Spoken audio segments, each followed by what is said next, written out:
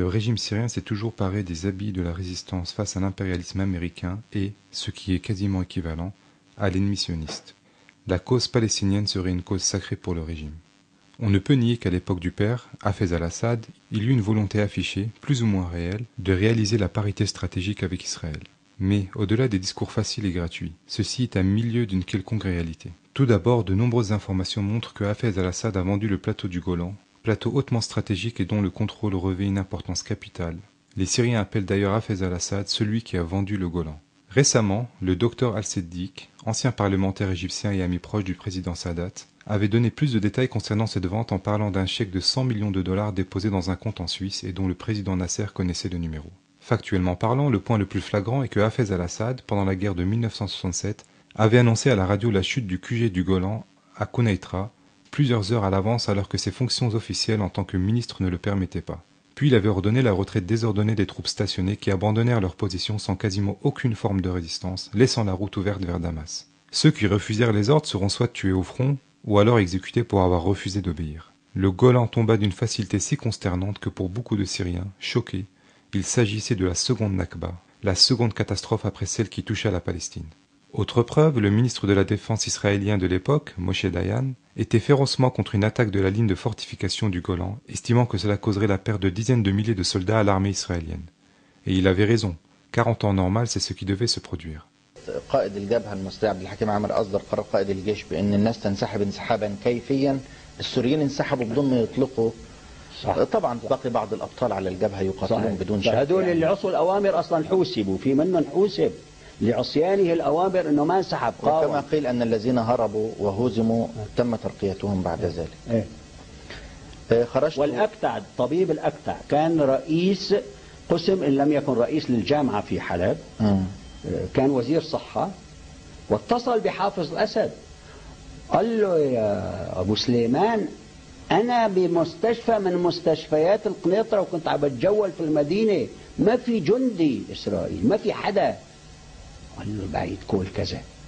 شايف؟ وقت اللي اجى للشام يحتاج مجلس الوزراء صفعوا انه انت شو علاقتك بالموضوع؟ يعني اعلن عن سقوط القنيطرة باتفاقية تمت بين باريس ومدريد والى اخره، وبوساطات مختلفه انه اعلنوا عن سقوط القنيطره والا الجيش الاسرائيلي يحتل دمشق.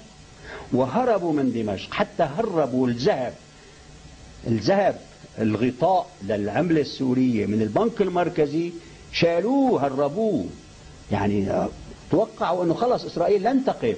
ونحن وقت طلعنا من السجن يعني ما في البلد شاغرة، والجيش وصل للطيفة، يعني في جنوب دمشق، عفوا في شمال دمشق في 50 كيلو متر الجيش وصل، ما عاد في عسكري. وهي بالمناسبة وقت اجى بدر جمعة وسليم حاطوم دخلوا من الأردن. نعم. على أساس قال إنه بدهم يساعدوا بشكل ما، راحوا على الشرطة العسكرية قالوا يا أخي هربوا لأنه ما بقي حدا. فاتصلوا في أمين الحافظ بالتليفون من بيت منصور الأطرش، قالوا له سيدي البلد فارغة فخلينا نقوم بعمل ما نحمي البلد. فمع الأسف الشديد بعث لهم مرته زوجته على بيت منصور الأطرش تقول له نهربوا لأنه التليفونات مراقبة. فهربوا الجماعة وين؟ باتجاه جبل العرب على أساس يحتموا بالدروز لأنه سليم درزي. فاعتقلون على الطريق وحاكمون محاكمة سورية، ومصطفى هذا طلاس هو اللي نفذ فيهم حكم الإعدام. ابن الحرام باعد جرم، ابن الحرام باعد القصير تعود لعهدها، لن نركع إلا لله. جيش السوري جيش العرب، عمي دافع عن بشار.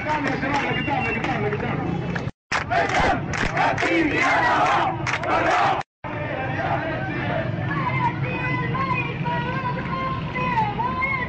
26 رمضان جمعة النصر والثبات، تجمع لأهالي قرية سحم الدوران وبلدة تسيل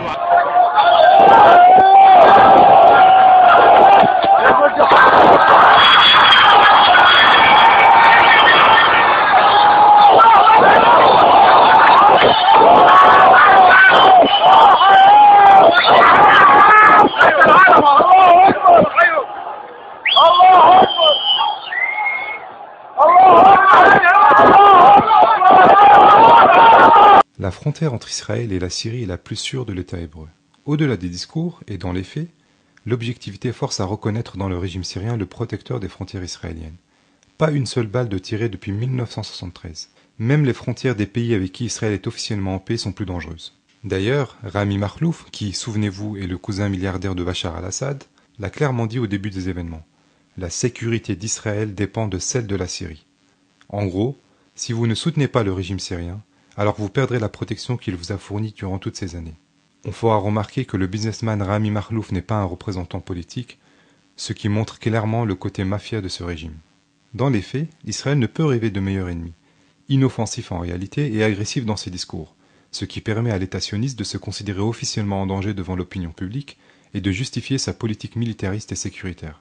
Tellement inoffensif que l'armée israélienne a déjà effectué plusieurs bombardements des positions syriennes, plusieurs fois, sans que le régime syrien ne s'y oppose. Drôle de résistance lorsqu'on est incapable d'empêcher l'ennemi de violer impunément son espace aérien pour y lancer des opérations d'agression.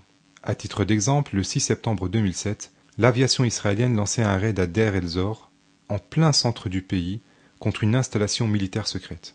La réponse du régime, arrogant comme toujours, a été de dire qu'il se réserve le droit de répondre au moment opportun. En revanche, pour le peuple, la réponse armée contre des civils ne s'est pas fait attendre. On pourra toutefois rétorquer que la Syrie aide le Hezbollah. Sans ouvrir le débat sur le Hezbollah, disons simplement que ce dernier œuvre plus pour la puissance iranienne et que la Syrie y participe pour deux raisons. Toujours garder sa mainmise sur le Liban, surtout après le retrait des troupes syriennes suite à l'assassinat de Hariri, et parce qu'il est de son intérêt qu'il est un frein à la puissance israélienne, tant que le régime ne se met pas en danger directement. En Syrie, les Syriens résument cette idée de guerre par procuration en disant que le régime syrien est prêt à se battre contre Israël jusqu'au dernier Libanais.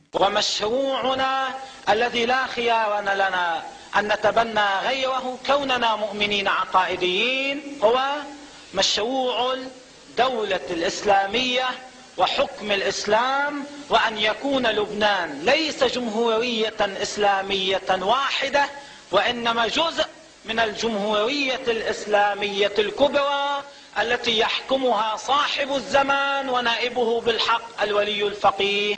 Pas étonnant que dans ces conditions, et à l'opposé de ce que prétend le régime dans sa thèse du complot, Israël est, jusqu'à aujourd'hui, pour que le régime ne chute pas. Il n'y a de toute façon rien à attendre, vous disent les Syriens, d'un régime qui fait avec son propre peuple ce que les Israéliens n'ont pas fait avec un autre peuple. L'instrumentalisation de la cause palestinienne par le régime syrien est aujourd'hui dénoncée par de nombreux Palestiniens. Ainsi, le Hamas, dont les dirigeants ont quitté la Syrie, a définitivement divorcé avec son allié de Damas. De nombreux intellectuels palestiniens protestent contre l'instrumentalisation de la cause palestinienne par un régime qui, de toute façon, a déjà énormément de sang palestinien sur les mains, lorsqu'il facilita par exemple le massacre du camp de réfugiés de Tal al-Zatar quand les troupes de Hafez al-Assad envahirent le Liban en 1976 avec la bénédiction d'Israël et contre l'avis des soviétiques.